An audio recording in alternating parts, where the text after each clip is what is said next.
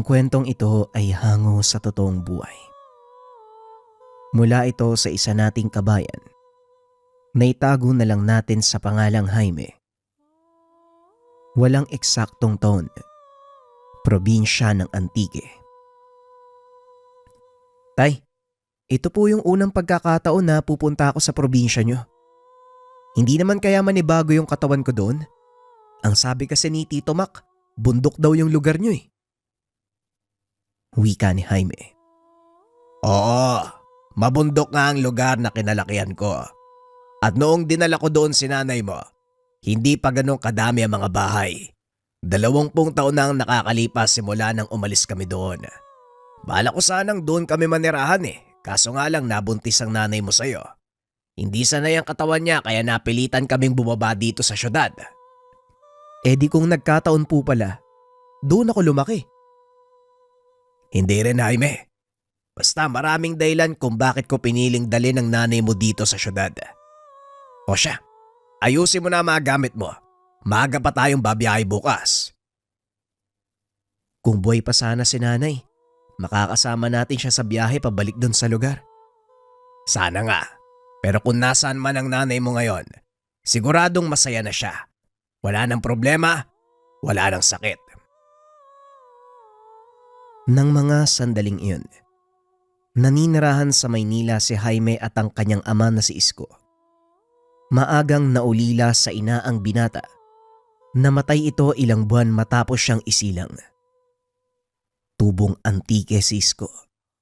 Samantalang ang ina ni Jaime, mula sa probinsya ng Iloilo. Nagkita ang dalawa sa Maynila. Nagpa siyang bumuo ng sariling buhay. Sinikap ni Isko na mabigyan ng magandang kinabukasan si Jaime. Hindi na ito nag-asawa dahil itinoon ang pansin sa trabaho hanggang sa mapagtapos sa pag-aaral ang anak. Nang makapasok bilang pulis si Jaime, pinagretiro nito ang ama. Mahigit 20 taon nang hindi nakakawi si Isko sa kanilang probinsya, kaya naman nagpa siya itong ayain ang anak. Pumayag naman si Jaime dahil gusto din ng binata na makilala ang mga kamag-anak. Tanging ang kapatid ni Isko na si Mac, ito lang ang palagi niyang nakakasalamuha. Kinabukasan, maaga pa lang bumiyahe na ang mga ito papunta sa paliparan. Mahigit 1 oras ang itatagal ng biyahe bago makarating sa mismong bayan. 30 minuto naman papunta sa mismong baryo kung saan nakatira ang pamilya ni Isko. Jaime, una na kita ha. Lahat ng nakatira dito sa baryo, halos kamag-anak natin. Kaya huwag kang magugulat kung merong magpapakilala sa iyong pinsan o tiyuhin mo. Nga pala, boy pa si Lolo Pedring. Wika ni Isko habang nakasakay sa habal-habal papunta sa kanilang baryo. Lolo Pedring, hindi ba tayang sabi mo sa akin, lolo ko siya sa tuhod? Ilang taon na po ba yun? Tanong ng binata. Nagtataka ito dahil mahigit 50 taon na ang ama at kung buhay pa ang sinasabing matanda, mahigit kumulang 100 taon na ito. Hindi ko alam ang eksaktong edad ni Lolo Pedring. Sa tansya ko, 100 taong mahigit na. Malalaman natin yan maya-maya lang. Doon naman tayo didiretso Wika ni Isko. Hindi na muli pang nagtanong si Jaime. Naaaliw ito sa mga nakikitang katutubong bumababa mula sa kabundukan. Ilang minuto lang ang nakalipas. Narating nila ang mismong baryo. Laking pagtataka ni Jaime dahil tila naiwan ng panahon ng lugar. Ang mga bahay ay yari sa kahoy. Ang bubong ay gawa sa kugon. Matataas ang haligi nito. Nakaangat ng 5 talampakan mula sa lupa ang mismong sahig ng bahay. Makakakyat ka lang sa pamamagitan ng hagdan na gawa sa kahoy o hindi kaya naman kawayan. Tanghaling tapat ng mga sandaling iyon, ngunit hindi ramdam ni Jaime ang matinding init ng araw dahil sa napakadaming punong nakapalibot sa baryo. Sa gawing yon, Doon ang tahanan ng Lolo Pedring mo. Halika, nang mapakilala na kita sa mga kamag-anakan natin. Wika ni Lolo Isko. Habang naglalakad ang mag-ama, isa-isang naglalapitan ang mga matatanda. Hinahawakan sa kamay si Jaime. Nagsasalita ang mga ito sa dialektong hindi maintindihan ng binata. Ano po ang ibig sabihin nila, tatay? At saka bakit ba nila ako hinahawakan? Huwag kang matakot, anak. Yan ang paraan ng pagpapakita nila na malugod ka nilang tinatanggap. Ang mga nakakatandang yan, kabilang sa ating pamilya. Sila ang mga malalayong tiyahin at tiyuhin ko. Wika ni Lolo Isko. Pagpasok nila sa bakuran, nagsipagtakbuhan naman ang ilang batang babaeng may dalang kwintas na gawa sa bulaklak. Tila pinagandaan ng husto ang kanilang pagdating. Dahil pagakyat ng binata sa tahanan, nakahain na ang hapag. Sari-saring putahe, meron pang litsyon na nakalapag sa pinakagitna ng mesa. Maligayang pagbabalik sa totoo mong tahanan, Isko. Mahabang panahon din ang nakalipas simula nang umalis ka. Ito na ba ang anak mo? Ay mantakin mo, malaki na pala. Matipon na. Gwapo. Salamat, Tia Sonia. Siya po si Jaime, ang anak namin ni Karina. Isa na siyang pulis. Jaime, siya ang tiyahin mo, ang lola Sonia mo. Wika ni Isko. Lumapit naman si Jaime at inabot ang kamay ng matanda para magmano. Mano po, Lola Sonia. Ikinagagala ko po kayo makilala. Wika ni Jaime. Nakatitig lang sa kanya ang matanda habang nakangiti. Kawaan ka ng Diyos, iho. Gaya nga ng sinabi ni Lolo Pedring mo, darating ang panahon, muling babalik ang totoong manikyad. Ay nako, si Tia Sonia. O siya, bakit hindi muna tayo kumain? Nagugutom na kasi ako eh. Hindi na naipagpatuloy ni Aling Sonia ang sasabihin dahil biglang iniba ni Isko ang usapan. Hindi naman ito pinansin ni Jaime, ngunit sa hindi malamang dahilan, may kung anong gumugulo sa isip ng binata. Tahimik na kumakain si Jaime habang nakatitig sa matanda. Nakikipag-usap ito kay Isko. Mukhang seryoso ang pinag-uusapan ng dalawa. Ngunit walang maunawaan ang binata kaya hindi na lamang pinansin. Matapos kumain, naupo ang binata sa maliit na pasilyo habang pinagmamasdan ang mga kabataang naglalaro.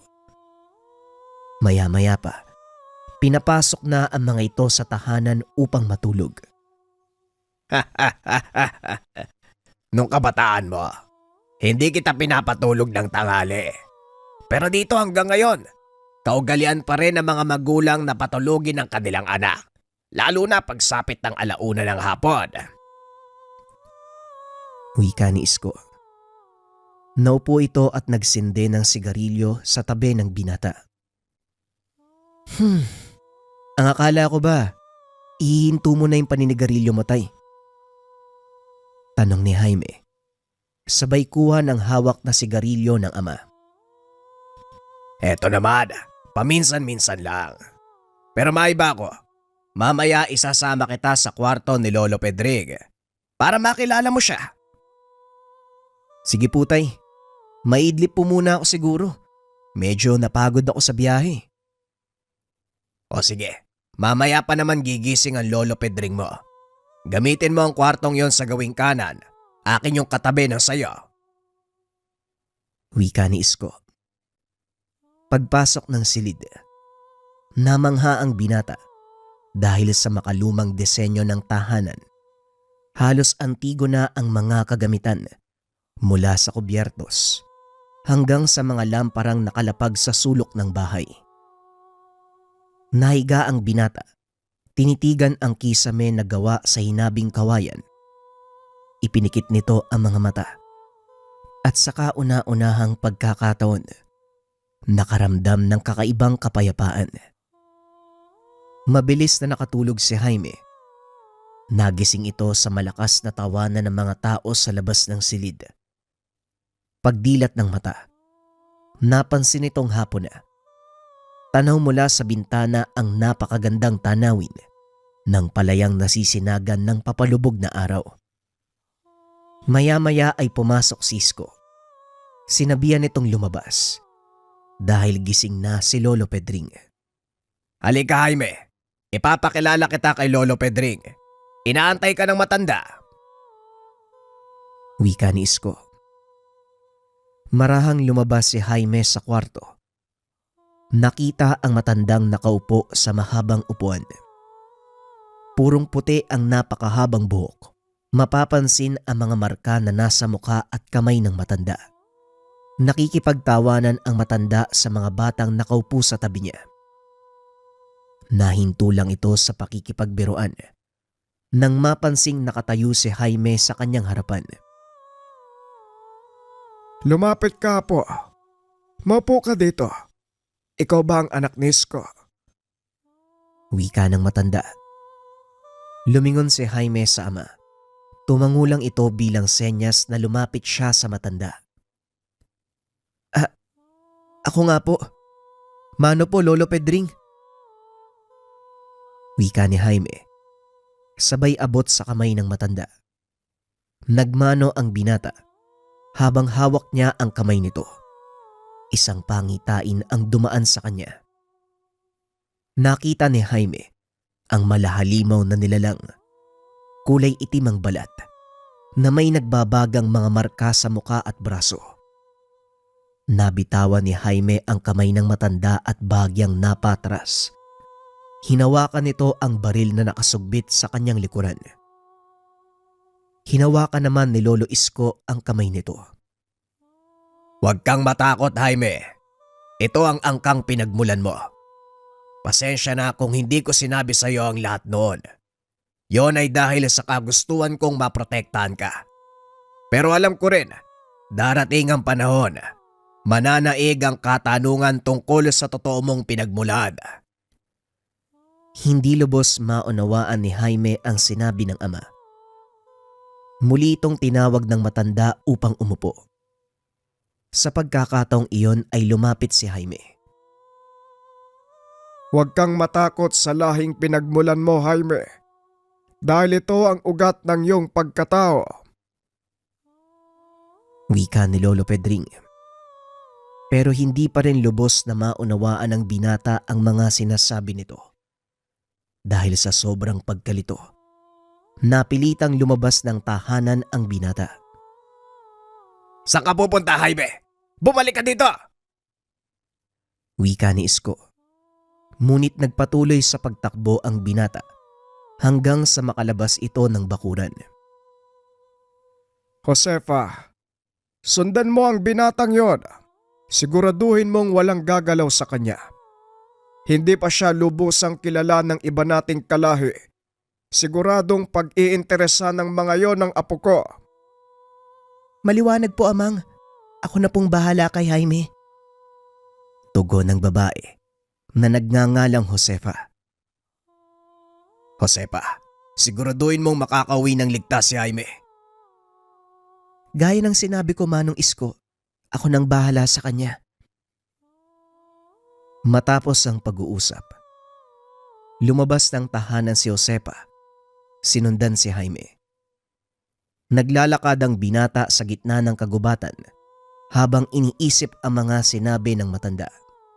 Ito ang isa sa mga kainaan ng binata. Kapag hindi maunawaan ang mga bagay-bagay, mas gugustuhin niya itong takasan. Sa kalagitnaan ng pamamasyal, isang lalaki ang nakasalubong nito. Pilit umiiwas ang binata, ngunit sadyang hinarangan siya ng lalaking iyon. 10 oras na ng gabi, kaibigan. Anong ginagawa mo dito sa gubat? Hindi mo ba alam na naglipa na sa paligid ang mga masasamang loob? Wika ng lalaki. Pulis ako, kaya huwag kang mag-alala. Kaya ko ipagtanggol ang sarili ko. Wika ni Jaime Tumawa ng mahina ang lalaki. Hinawakan siya sa balikat. Hindi kinakatakutan ng mga pulis sa lugar na ito, kaibigan. Dahil wala rin namang magagawa ang mga baril nyo. Muling wika ng lalaki. Sabay higpit ng hawak nito sa balikat ng binata. Binunot ni Jaime ang baril. Ngunit nang ipapaputok na ito, napansing wala na sa tabi ang lalaki. Malaking pagkakamali ang ginawa mong paglabas ng ganitong oras. Dahil hindi lang ako nag-aantay sa'yo. Marami kaming natatakam sa dugo ng isang dayo. Wika ni Ismael. Sabay palit ng anyo. Naglabasan din mula sa likod ng mga puno ang ilan pang mga nilalang. Saka pa lamang napagtanto ni Jaime na mga aswang ang kanyang karap. Akmang susugod na ang mga ito nang biglang humarang si Josefa. Tumigil kayong lahat. Sa oras na masaktan ng binata, mananagot kayo kay Amang Pedring. Wika ni Josefa. Tumawa ng malakas ang lalaki at kinutya pa ito. Huwag ka nang makialam, Josefa. Pwede ba? Huwag mo nang gamitin ang pangalan ni Amang para agawin ang pagkain namin. Taon na ang nakakaraan nung huli kaming nakakain ng sariwang karne ng tao. Wika ni Ismael. Ismael, hindi ako nakikipagbiruan. Apo ni Amang Pedring ang binatang to. Sisiguraduhin ko sa iyong pagbabayaran mo sa oras na magalusan mo siya. Wika ni Josefa. Ngunit hindi pa rin nakikinig si Ismael. Sinugod nito ang dalaga. Nang makalapit na ito sa kinakatayuan nila Jaime, isang malaking itim na nilalang ang nagpakita. Ito ang nilalang sa pangitain ni Jaime. Sinabihan na kayo na huwag gagalawin ang binatang to. Pero bakit hindi ka marunong makinig, Ismael? Nawalan ka na ba ng respeto sa iyong patriarka? Ang taong ito ay ang aking manikyad. Wika ng nilalang. Lumuhod ang mga aswang sa harapan nito at tumingi ng tawad. Patawarin niyo po kami, Amang Pedring. Hindi ko po alam na totoo pala ang sinasabi ni Josefa. Patawarin niyo po kami. Hindi kayo sa akin dapat tumingi ng tawad kung hindi sa aking apo. Ayoko nang maulit pa ang pangyayaring ito. Sige na, Josefa. Dalhin mo si Jaime sa tahanan. Wika ni Mang Pedring. Matapos ay umuwi na din ito. Pagdating ng matanda, kausap na ni Isko ang binata. Bakit ka naman tumakbo palabas? Alam mo namang hindi ka kilala sa lugar na ito. Wika ni Isko. Inawat ito ni Mang Pedring na noon ay nakabalik na sa anyong tao. Huwag mo nang sisihin ang anak mo. Kung tutuusin, kasalanan mo ito, Isko. Dahil sa halip na ipakilala mo siya sa pinanggalingang angkan, itinago mo sa kanya ang katotohanan. Patawad, Lolo Pedring. Pero gusto ko lang sanang magkaroon ng normal na buhay ang anak ko. Kailanman, hindi magkakaroon ng normal na buhay ang mga kagaya natin. Sa malaot madali, matutuklasan ng anak mo ang katotohanan kahit anong tago pa ang gawin mo. Hindi may kakaila, nananalaytay sa ugat niya ang dugo ng isang gabunan. Siya ang pinili kong tagapagmana. Kaya masama ang loob ko nang umalis kayo ng asawa mo. Naging makasarili ka, Isko. Ipinagdamot mo sa iyong anak ang buhay na nararapat para sa kanya.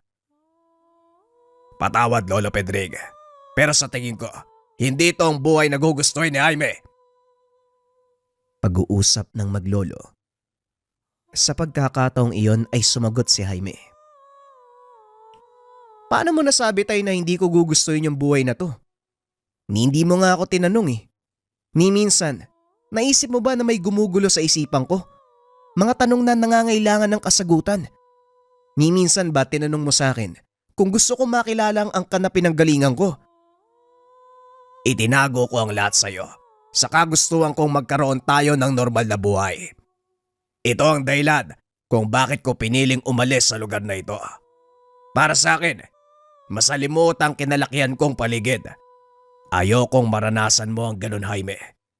Maunawaan mo sana na ginawa ko lang ito noon para sa ikabubuti nyo ng nanay mo. Hindi ko rin masisisi ang tatay mo, iho. Dahil sadyang magulo ng mga panahong ipinagbubuntis ka ng nanay mo. Nasa kalagitnaan kami ng malaking problema dahil sa kapatid kong si Conrado. Ikaw ang ikatlong saling lahi at sa kaugalian ng ating angkan, sa hanay mo magbumula ang susunod na patriarka. Sa makatuwid, isa kang manikyad o tagapagmana. Alam mo ba kung ilang taon na akong nabubuhay, Jaime? Wika ni Mang Pedring. Bahagyang kumalma ang sitwasyon. Naupo ang binata at pinakinggan ang lahat ng sasabihin ng matanda. Ngayon, Lolo Pedring, handa na ako makinig sa lahat ng sasabihin niyo. Gusto kong malaman mula sa umpisa at kung bakit tumantong sa ganito. Wika ni Jaime. Naupo si Mang Pedring. Hinawakan ang kamay ni Jaime. Bakit hindi ikaw mismo ang tumuklas ng nakaraan ng ating angkan? Wika ni Lolo Pedring. Matapos ay tila unti-unting lumabo ang paningin ng binata. Dahan-dahang nawalan ng ulirat. Nagising na lang ito dahil sa ingay ng mga naglalarong kabataan. Inikot ng binata ang tingin. Napagtanto na nasa sentro siya ng baryo. Halos walang pinagbago. Kaya naman naisip ni Jaime na baka nananaginip siya at nakikita ang buong kapaligiran. Inikot ng binata ang tingin. Tumayo ito. Akmang maglalakad na sana papunta sa direksyon ng tahanan ni Lolo Pedring nang makita ang nagkakagulong mga tao. Papasok ang mga ito sa bakura ng kanilang tahanan. May mga dalang sandata. At upang malaman ang dahilan, naglakad si Jaime papasok ng bakuran. Malayo pa lang dinig na nito ang galit sa sigawan ng mga tao. Maya-maya ay lumabas ang isang matipunong lalaki. May mga marka ito sa muka kagaya kay Mang Pedring. Nakatayo sa tabi nito ang isang binata. Tinatayang nasa 15 taong gulang pa lamang ito. Itinaas ng lalaki ang kamay. Nagsipagtahimik ang lahat. Makinig kayo sa sasabihin ko. Nakarating sa akin ng mga hinanaing at alam kong nag-aalala kayo. Maaaring wala nang sumunod sa hanay ko bilang pinuno. Maging ako ay nababahala, ngunit isang biyayang pinagkalob sa atin ng mga bathala. Hindi tuluyang naputol ang linya ng mga manikyad. Nagbigay ng proteksyon ng ating manghuhula. Isang sanggol ang isisilang mula sa lahi ni Isko. 25 taon mula sa mismong araw na ito. Ibibigay ko sa inyo ang susunod na pinuno. Wika ng lalaki. Saka pa lamang napagtanto ni Jaime na ang lalaking nagsasalita ay walang iba kung hindi si Lolo Pedring at ang binatang nakatayo sa tabi nito ay ang kanyang ama. Nagsigawan ang mga tao. Ipinagdiwang ang magandang balita. Ngunit pinagmamasdan nito ang reaksyon ng binatang Isko. Tila hindi ito masaya sa narinig. Mabilis na dumaan ang mga taon sa harapan ni Jaime. Naging ganap na binata si Isko. Nakita ni Jaime na papasok ito sa kanilang tahanan kasama ang isang magandang dalaga. Sumunod si Jaime sa loob ng bahay. Napansin ito na tila hindi siya nakikita ng mga naroon. Nakaupo ito sa isang sulok upang pakinggan ang pag-uusap. Siya ba ang sinasabi mong kasintahan, Isko? Magandang dalaga. Maaari ko bang malaman ang pangalan mo, iya? Wika ni Lolo Pedring habang inaabot ang kamay sa dalaga para magmano. Siya po si Clemencia. Tama po kayo. Kasintahan ko nga po siya. May mahalagang bagay kaming sasabihin sa inyo. Wika ni Isko. Magsalita ka, iho. Pero bago yan, maupo ka muna. Halatang pagod ang dalaga mula sa mahabang biyahe. Mahalaga pong malaman niyo ang katotohanan ito, lalong-lalo na mas maaga. Alam kong malaking pagkakamali ang nagawa namin. Kasalanan sa Diyos. Pero wala kaming magagawa. Dahil nabuo ang aming pagmamahalan, nagdadalang tao po si Clemencia. Napangiti si Mang Pedring nang marinig ang sinabi ni Isko. Nilapitan nito ang dalaga. Laking gulat ni Clemencia nang biglang lumuhod sa kanya ang Ginoo. Hindi nga nagsisinungaling si Isko. Nasa loob ng sinapupunan mo ang isang sanggol na lalaki. Isa itong magandang balita. Magsipaganda kayo para sa isang salo-salo. Ipatawag ang lahat ng mga kaanak. May sasabihin akong mahalaga. Kailangan itong malaman ng lahat. Wika ni Mang Pedring. Hindi maunawaan ni Clemencia ang nangyayari. Anong nangyari sa taong yun? Teka, siya ba yung sinasabi mong Lolo Pedring? Parang mas bata pa siya sa tatay ko ah. At saka bakit ganun sobrang saya niya? Ano bang meron? Ang buong akala ko nga papagalitan tayo eh. Oo Clemencia, tama ka siya nga yun. Hindi mo lang mahalata sa kanya pero matanda na yun. Mauunawaan mo rin ang lahat pagtagal. Sa ngayon hayaan na muna natin siya magpasya.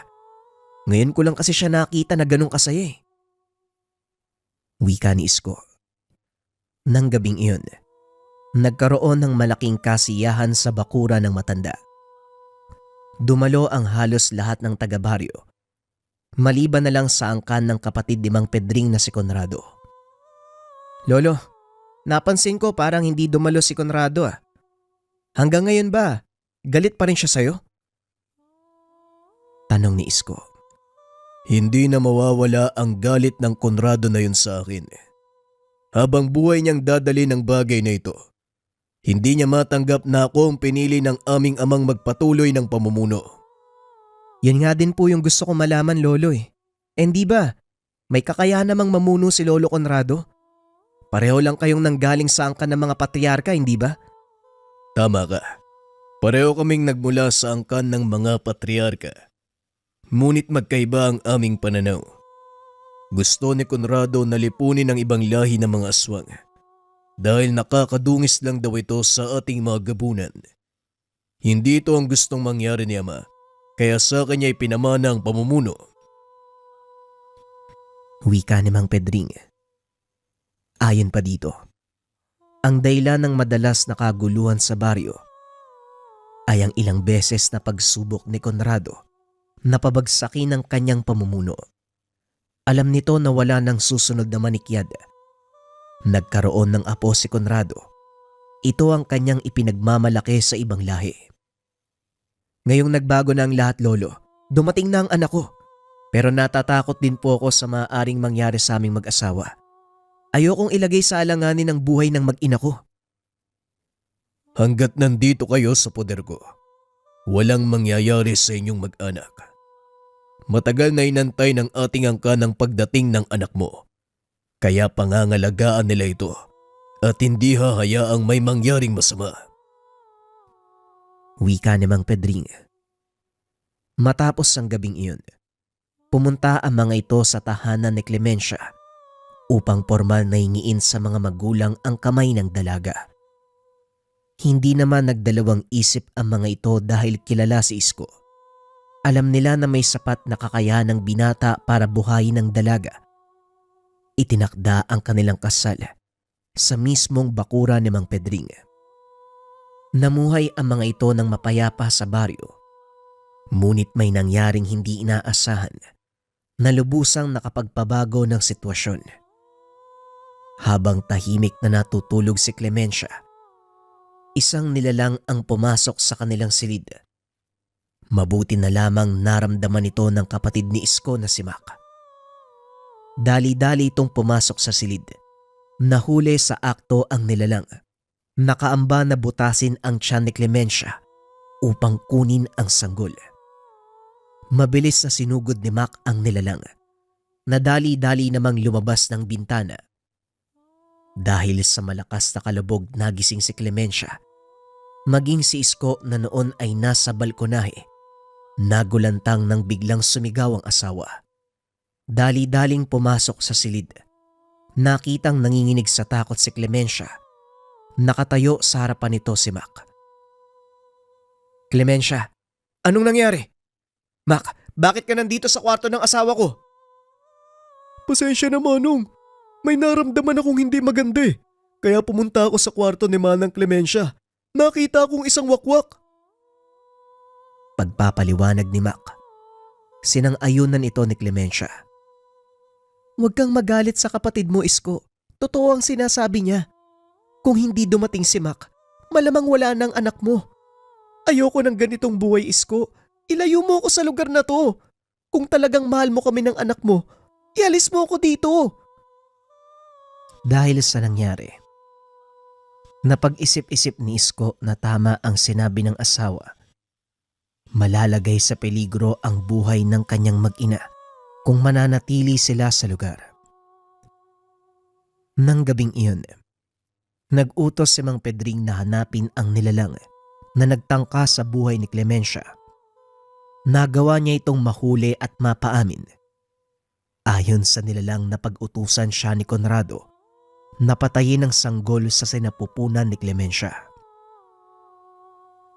Kinabukasan, kinausap ni Isko si Mang Pedring. Nagpaalam itong luluwas ng syudad upang mailayo ang asawa at anak sa kapamakan. Patuloy na mga nganib ang buhay na mag-ina ko sa lugar na ito, Lolo. Alam kong nangako ako sa iyo pero hindi ko mapanghahawakan ng bagay na yon sa nangyari kagabi. Mahirap magpakasigurado, kaya mas mabuti pang ilayo ko ang mag-ina ko. Gusto ko silang mamuhay ng normal. Hindi kita pipigilan sa gusto mong mangyari, Isko. Ngunit isang bagay lang ang palagi mong tatandaan. Kailanman, hindi magkakaroon ng normal na buhay ang mga kagaya natin. Kung talagang buo na ang pasya mo, isama mo si Mac sa pagluwas. Nang sa ganon, may kasama naman kayo ng asawa mo kung saan man kayo magpupunta. Wika ni Mang Pedring. Nang araw na yun, nilisa ni Isko at Clemencia ang baryo. Namuhay ang mga ito sa syudad. Nakahanap ng magandang trabaho si Isko. At sa tulong ni Mac, namuhay sila ng mapayapa. Ilang buwan ang nakalipas, isinilang ni Clemencia ang malusog na sanggol na lalaki. Pinangalanan ni Isko ang batang Jaime. Inakala ng Ginoo na matatahimik na ang kanilang buhay dahil isinilang na ang anak. Ngunit nagkamali ito. 5 buwan matapos isilang si Jaime, isang pagsalakay ang naganap. Nagawang iligtas ni Mac si Jaime, ngunit hindi pinalad si Clemencia. Dito nalaman ng binata ang katotohanan. Hindi namatay sa sakit ang kanyang ina, kung hindi pinatay ito ng isang aswang. Balik tayo sa kasalukuyan. Matapos ang mga nasaksiyan, bumalik sa ulirat si Jaime at napatitig sa ama. Alam ko na ang katotohanan, Tay. Hindi namatay si nanay sa sakit. Iba ang sinabi mo sa akin. Pinatay siya ng mga aswang . Ngayon mas nagkaroon ako ng dahilan para manatili dito at hanapin ang mga responsable sa kamatayan ng ina ko. Bagay na sana na matagal ko nang ginawa. Wika ni Jaime. Nanlumo si Isko sa mga narinig. Alam ko, anak. Ngunit pinangunahan ako ng takot. Wala akong kakayahan kagaya ng tiyo Mac mo, pati na rin ng lolo Pedring mo. Kaya hindi ako nakagawa ng paraan para may paghiganti ang nanay mo. Tugon ni Isko. Inawat ni Mang Pedring ang dalawa. Hindi nararapat na magsisiyan pa tayo sa nangyari. Tapos na ang bagay na yon at wala na tayong magagawa pa. Ngayong alam mo na ang katotohanan, Jaime. Nasa iyo ang pagpapasya. Handa ka na bang wakasan ang 2 taon kong buhay? Po? Ano pong ibig mong sabihin, Lolo Pedring? Ang ibig kong sabihin, handa ka na bang tanggapin ang kapalaran mo? Bilang manikyad ng ating angkan, sa parang ito, makakapagpahinga na ang katawan ko, Apo. 200 taon na ako nabubuhay at inaantay ko ang pagkakataong ito. Gustong gusto ko nang magpahinga. Alam ko makasarili kong papakinggan. Pero ang gusto kong mangyari, hindi lang para sa ikabubuti ng isa, kundi pangkalahatan. Hindi na ganong kalakas ang katawan ko para gamitin ang kakayahan nating mga gabunan. Alam na makalaban ang kalagayan kong ito. Kaya kailangan kong maipasa sa susunod na manikyadang bertud natin upang mapanatili ang kaayusan. Hindi lamang sa pamamahay na ito, kung hindi maging sa buong baryo. Wika ni Mang Pedring. Tinignan ni Jaime ang ama. Gaya ng dati, tumangulang ito bilang pagsang-ayon. Kung ito ang kapalaran ko, buong puso ko itong tinatanggap, Lolo. Kung ganon, ihanda mo ang iyong sarili. Dahil ngayong gabi, ililipat ko sa iyo ang bertud. Asahan mong marami ang magtatangkang pumigil sa akin. Pero huwag kang mag-alala. Dahil gaya ng sinabi ko, matagal na inaantay ng lahi natin ang pagkakataong ito. Josefa, sabihan mo ang lahat ng matatapat nating mga kamag-anak. Ngayong gabi itatakda ang bagong pinuno ng angkan ng mga gabunan. Wika ni Mang Pedring. Nang marinig ng kamag-anak ang sinasabi ng matanda, nagsipag-alulong ang mga ito at nagdiwang. Isa-isang umalis para ibalita sa lahat ang kaganapan. Maya-maya pa, nagtipon ang lahat sa loob ng tahanan. Nakaupo si Mang Pedring sa paborito nitong pwesto, habang si Jaime nakaluhod sa harapan ng matanda. Maya-maya ay nagsimula ng mag-usal ng mga inkantasyon ang ibang kaanak na babae.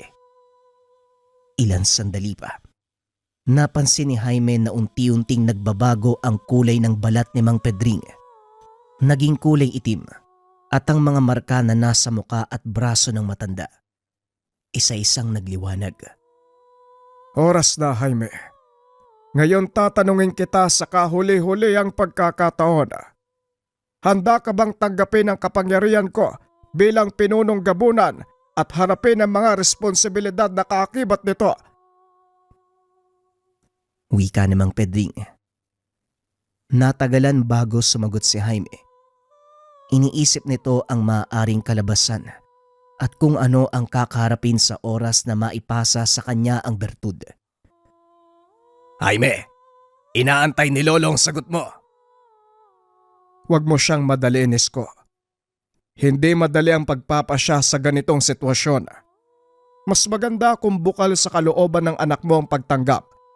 Mas magiging makapangyarihan ang bertud. Pag-uusap ng mag-ama. Maya-maya inangat ni Jaime ang ulo at nagsalita. Buong puso kong tinatanggap ang aking katungkulan bilang manikyad. Kung ganon, sa bisa ng kapangyarihan na iginawad ng mga bathala, itinatalaga kita bilang bagong pinuno. Tanggapin mo ang bertud na ito. Gamitin ang kapangyarihan upang pamunuan ng ating angkan. Magbigay ng patas na hustisya at pagpapasya. Simula sa araw na ito, ikaw na ang bagong patriarka at mula sa iyo sisibol ang panibagong angkan ng mga gabunan. Matapos magsalita, hinawakan ni Mang Pedring sa magkabilang pisngi si Jaime. Pilit nitong ibinuka ang bibig ng binata habang may kung anong lumalabas sa bunganga ng matanda. Isang makinang na itim na bato ang nalaglag sa bunganga ni Jaime. Nagpatuloy ito pababa sa lalamunan hanggang sa manatili sa kanyang sikmura. Matapos ay binitawan ito ni Mang Pedring. Marahang naupo ang matanda na parang biglang nanghina. Samantalang si Jaime, Nanatiling nakaluhod habang pinakikiramdaman ang sarili. Jaime anak, ayos ka lang ba? Anong nararamdaman mo? Tanong ni Isko. Nag-angat ng tingin si Jaime. Hinawakan sa balikat ang ama. Ayos lang po ko, tay. Ang totoo niyan, sobrang gaan ng pakiramdam ko eh. Ito pala ang lakas ng isang gabunan. Lolo Pedring, ano po ang nangyayari sa inyo? Nagulat si Jaime. Biglang naging butot balat ang matipunong katawan ng matanda. Nawala na rin ang mga marka sa balat. Hinawakan ng binata ang kamay nito at nagsalita. Nagawa ko nang ibigay sa iyo ang aking kapangyarihan. Tapos na ang misyon ko sa mundong ito, apo. Ngunit may isang kailangan sana ako. Pwede mo ba akong buhatin papunta sa aking silid? Gusto kong doon mamahinga. Wika ng matanda. Sinunod ni Jaime ang kahilingan. Wala ni isa sa mga kaanak nila ang pumasok bilang pagrespeto sa bagong pinuno. Lolo, hindi pa kayo mamamatay. Marami pa akong dapat matutunan mula sa inyo eh. Kusang darating ang mga kaalaman sa iyo sa pamamagitan ng ating mga gabay na diwata. Dumating na ang paglubog ng araw para sa akin, apo. Ngunit masaya kong lilisan sa mundong ito. Dahil sa wakas, sa loob ng 200 taon, nagawa ko ang kaisa-isang misyon. Ito ay ang ipasa sa aking totoong tagapagmana ang bertud. Pamunuan mo ng patas ang ating angkan. Matapos magsalita, dahan-dahang pumikit ang mga mata ni Mang Pedring. Unti-unting natunaw ang katawan hanggang sa maging alikabok. Tinapon ni Jaime ang mga labi. Dinala sa dalampasigan upang isaboy sa tubig. Paalam, Lolo Pedring. Salamat sa pagtitiwala. Huwag kang mag-alala. Hindi ko papabayaan ang ating angkan. Magpahinga ka kasama ng iba nating kalahi sa piling ng mga bathala. Wika ni Jaime. Matapos ay bumalik na ito sa baryo.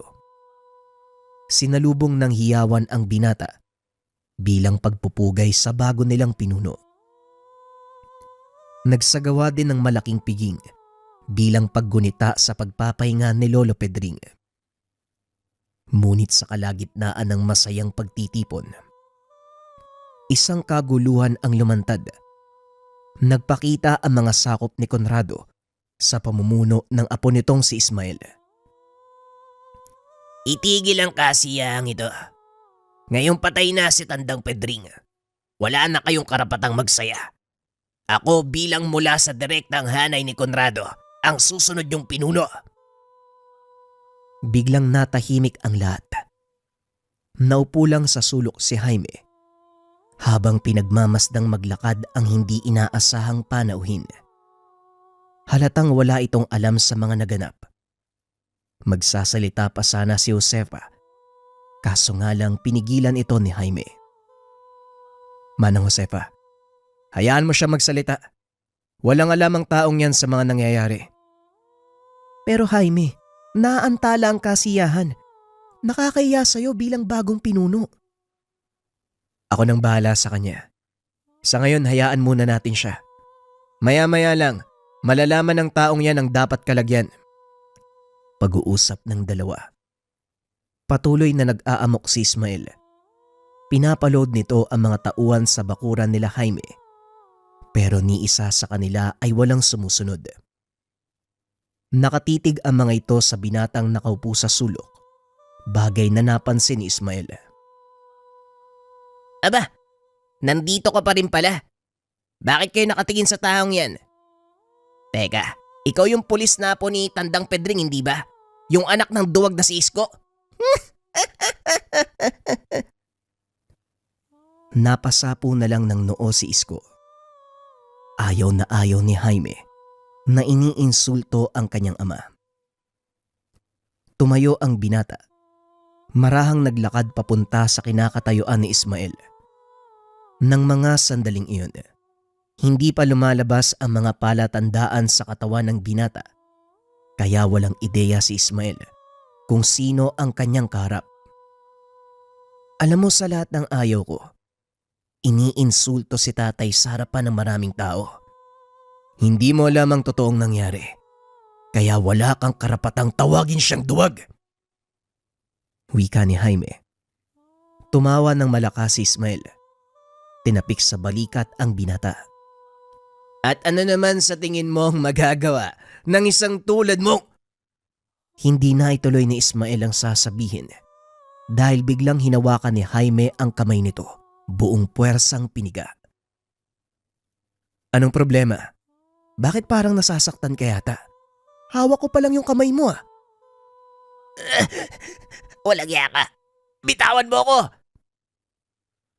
Binitawan ni Jaime ang kamay. Muling naglakad pabalik sa kinaupuan. Akmang susugod pa sana si Ismael nang bigla itong lingunin ng binata. Tumambad sa kanya ang mga marka na sumasagisag sa patriarka ng mga gabunan. Kung mahal mo pa ang buhay mo, umalis ka na. Wala kang karapatang sirain ang kasiyahan ng mga tao sa lugar na ito. Wika ni Jaime. Nanginginig na tumayo si Ismael. Dahan-dahan itong umatras. Umaktong hakbang si Jaime. Bigla namang kumaripas ng takbo si Ismael. Nagtawanan ang mga tao dahil sa naging reaksyon nito. Siguradong makakarating ito sa kanilang panig at hindi titigil ang isang yon hanggat hindi nakakagante sa pagpapaya sa kanya. Sa mga nakita niya, siguradong mangingilag ng bumalik si Ismael. Huwag kang magpapakampante, Jaime. Dahil may pagkatraidor si Ismael, gagawa siya ng paraan upang makagante. Lalong-lalo na sa ginawa mo. Siguradong hindi sila papayag na ikaw ang maging pinuno. Matagal nang pinangarap ni Tandang Conrado ang maging patriarka. Ngunit namatay na lang ito nang hindi yun natutupad. Siguro naman, handa tayo sa maaari nilang gawin. Wala kayong dapat ipag-alala. Dahil hindi ko rin hahayaan na guluhin nila ang kapayapaan ng baryong ito. Wika ni Jaime. Ipinagpatuloy nila ang kasiyahan hanggang sa sumapit ang umaga. Bakit hindi ka muna magpahinga, anak? Buong gabi kang gising. Huwag niyo po akong alalahanin, tay. Hindi po ako nakakaramdam ng antok. Medyo naninibago kasi ako sa katawan ko eh. Bigla na lang ako lumakas. Pakiramdam ko, tumalas din yung pandama ko eh. Yan ang pangkaraniwang kakayahan ng ating angkan. O siya, kung ayaw mong matulog, ako na lang. Maiwan na muna kita. Pag-uusap ng mag-ama. Maya-maya dumating sina Josefa kasama ang ilan sa mga kaanak. Masamang balita, Jaime. Mukhang nagsisimula ng manggulo ang grupo ni Ismael. Nakalimutan kong sabihin sa'yo na nandito pa lang nakakatanda niyang kapatid na si Julio. Mapanganib ang aswang na yun, Jaime. Bukod kay Amang Pedring, isa din siya sa kinakatakutan ng ating mga kalahi. Wala itong pakundangan kung pumatay. Kinakain din niya ang mga kalahi natin. Wika ni Josepa. Tumayo si Jaime sa kinaupuan. Naglakad palabas ng bakuran. Sinundan naman ito ni Josepa. Kung kinakatakutan siya ng mga tao, pues ibahin niyo ako, Manang Josepa. Gaya nga ng sinabi ko sa inyo, hindi ko hahayaang guluhin ng kung sino ang kapayapaan ng ating baryo. Sabihan mo mga kamag-anak na magtipon dito sa bahay ni Lolo Pedring. Walang may iwan, ni isa man sa kanila. Wika ni Jaime. Mabilis na nag-alisan ang mga kalalakihang kasama ni Josepa upang iparating ang utos ni Jaime. Saan ka naman pupunta, Jaime? Sasalubungin ko sila, Manang. Maiwan ka na lang. Sabihan si tatay sa plano ko. Pakitali na din sa kama ang taong yun dahil siguradong susundan niya ako. Dali-daling bumalik sa tahanan si Josefa. Samantalang si Jaime, nagpatuloy sa paglalakad papunta sa kabisera ng baryo. Nakasalubong nito ang mga tao, bitbit ang kanilang mga gamit. Maya-maya pa, narating na ng binata ang kabisera. Naupo ito sa balong nasa sentro ng baryo habang inaantay ang pagdating ng grupo ni Ismael. Ilang sandali pa ang nakalipas. May mga kalalakiang naglalakad papunta sa kanyang kinaroroonan. Sinisira ng mga ito ang bawat madadaanan. Nakita ni Jaime si Ismael. Nakatayo ito sa isa pang malaking lalaki. Huminto ang grupo sa harapan ng binata. Walang pagdadalawang isip na kwinelyohan ng malaking lalaki si Jaime. Siya po ang sinasabi ko sa inyo, Manong. Ang tumanggap ng bertud ni Tandang Pedring. Wika ni Ismael. Totoo ba ang sinabi ng kapatid ko? Pinahiya mo siya sa harap ng maraming tao. Tanong ng lalaki. Hinawakan ni Jaime ang kamay nito. Dahan-dahang inalis. Maaari naman tayo siguro mag-usap nang hindi nakalapat ang kamay mo sa kwelyo ng damit ko, hindi ba? Oo, tama ka. Pero siya din ang nag-umpisa ng lahat. Wala akong pakialam kung siya o kayo ang nagsimula ng gulo. Ang gusto kong malaman kung totoo ba ang sinasabi ng kapatid ko. Ikaw nga ba ang nagmana ng bertud ni Tandang Pedring? Kung totoo man, gusto kong sukatin ang lakas mo. Ikaw marahil ang sinasabi nilang Julio. Wala akong panahon para makipaglaro sa'yo. Pero kung guguluhin mo ang katahimikan ng baryo, hindi ako magdadalawang isip na pigilan ka. Tignan mo ang paligid. Hindi mo ba nakikita ang ginagawa namin? Pasalamat lang ang mga taga rito dahil hindi namin sila nabutan. O ngayon, anong gagawin mo? Wika ni Julio. Laking gulat nito. Biglang nawala ang binata sa kinakatayuan. Nataranta si Julio. At nang magpakita ang binata, nasa likod niya ito. Isang malakas sa suntok ang binigay ni Jaime, dahilan para mapatras si Julio. Dali-dali itong tumayo at sinugod ang binata. Sinangga ni Jaime ang kamao nito. Nanlaki ang mga mata ni Julio nang magpakita ang totoong anyo ni Jaime. Ang anyo ng isang totoong patriarka. Ikaw nga ang naging tagapagmana ni Tandang Pedring. Natigilan si Julio sa nakita. Sinakalito ni Jaime at itinaas. Walang sino man ang makakasira ng kapayapaang pinangalagaan ni Lolo Pedring sa mahabang panahon.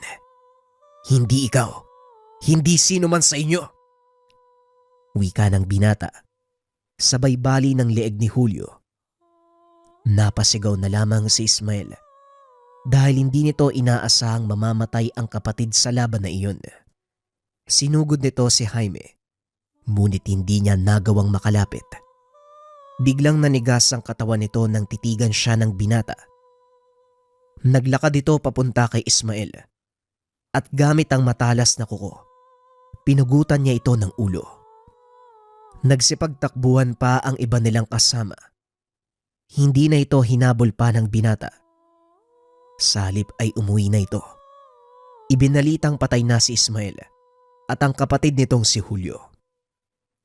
Nakakapanghinayang ang buhay ng dalawang yun. Namulat sila sa maling paniniwala na tanging kapangyarihan ang mahalaga sa mundo. Pero mabuti na lang, binigyan mo sila ng pahinga. Ginawa ko lang ang nararapat, Manong Josefa. Siguro naman ngayon, wala nang magtatangka sa baryong ito. Wala na, Jaime. Maraming salamat sa iyo. Tinanggap mo ang pamana ni Amang Pedring. Gaya ng sinabi ko, Manang, ito ang kapalaran ko, kaya buong puso kong tinatanggap. Muling nabalot ng kapayapaan ang baryo nila Jaime. Nagpa siya ang binatang magbitiw sa pagkapulis. Namuhay na lang kasama ang kanyang mga kaanak. Kaakibat ito ng pangako pangangalagaan ang kapayapaan ng baryo. Nakontento sa makaluma at simpleng pamumuhay ang binata hanggang sa magkaroon nito ng sariling pamilya. Sa paglipas ng mga taon, unti-unting naging moderno ang pamumuhay ng mga tao sa baryo. Walang sino man ang nagtangka na manggulo sa lugar sa takot na baka balikan sila ng dati nitong pinunong si Jaime. Ayon sa mga naiwang malapit na kamag-anak, bigla itong nawala. Hindi nila alam kung saan naroon. Ngunit isang bagay lang ang tiyak. Hindi sila pinapabayaan ng kanilang pinuno. Dumating ang pagkakataon sa baryong iyon. Sinalakay sila ng mga rebelde. Walang natirang buhay sa mga ito. Ayon sa mga nakakita ng bangkay, wasak ang katawan at halos hindi na makilala ang mga rebelde. Alam ng mga taga-baryo kung sino ang may gawa nito. Walang iba kung hindi ang kanilang pinuno, si Jaime, ang gabunang manikyad.